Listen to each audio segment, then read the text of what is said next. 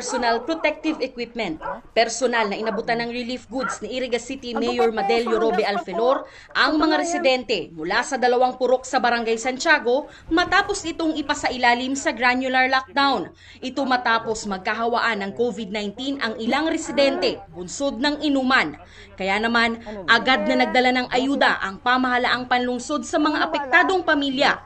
Inikot mismo ng alkalde ang Zona 1 at Zona 3 ng barangay kasama ang mga kawani ng City Social Welfare and Development Office at City Disaster Risk Reduction and Management Office. Digdi sa Zone 1, there were 15 cases. Sa Zone 3, parang less than that. Okay.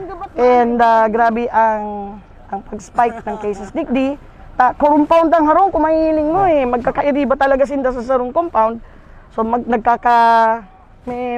interaction every day. So possible talaga na ma-infect talaga sinda. So we have to lock it down just to contain. 140 families ang naabutan ng tulong mula sa Zona 1, habang 124 na pamilya naman ang mula sa Zona 3. So nag-ready po kaming 350 goods, gabos po. So sa Santiago po and other lockdown families po sa iba't ibang barangay.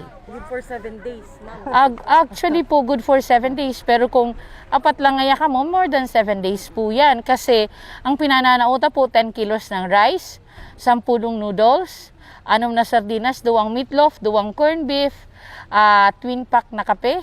So 10 pieces po yan. Then, igwa kitang wet pa, yung mga fresh, may saro kitang buong manok. So, more than 1 kilo din po yan. Kaibanan ta mismo supplier ta kasuhapon. Doon po sa fresh, igwa pa kitang sarong train eggs. May gulay, may mga gulay po kita. So, assorted pong gulay.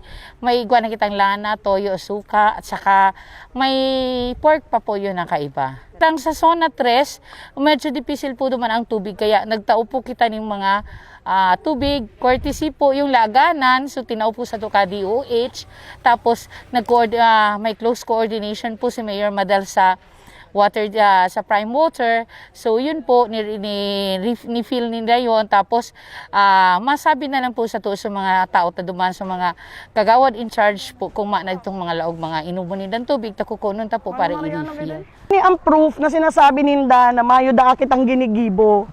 And in the aram na 24 hours kita nagtatrabaho na nagmo-monitor, nag-meeting with the CTT, gabos yan, nag-brief meeting, nag-uurulay, nagre-recommend, nagsasuggest, tapos nagpa-purchase kay itong gabos na kaipuhan para masuportahan mo ang gabos na mga himanwa.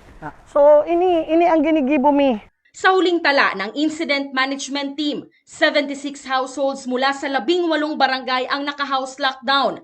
Naabutan na rin sila ng parehong ayuda. Samantala, tuloy-tuloy hanggang ngayon ang active case finding ng LGU para hindi na kumalat pa ang naturang virus.